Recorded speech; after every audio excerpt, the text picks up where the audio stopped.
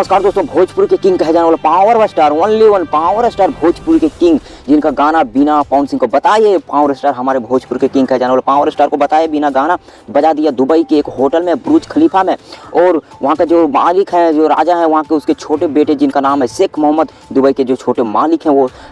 Dubai एक ऐसा देश है जो सबसे प्रगतिशील देश है और बहुत उदासीन और विकसित देश है। वहाँ पर पावर स्टार पवन सिंह का गाना बजा दिया गया और बिना बताए। वहाँ पर शाहरुख खान जैसे दिग्गज कलाकार का गाना बजा। और वहाँ का जब बिल आपको पता होगा, नहीं होगा तो मैं बता दूं कि वहाँ का 30 मिनट का बिल जो है सो 2.5 करोड़ से ऊपर रुपया है, 3-4 करोड़ भी सो हो सकता है। तो क्या है खबर, पूरी जानकारी बताएंगे इस वीडियो में, तो लास्ट तक वीडियो के अंत तक बने रहना।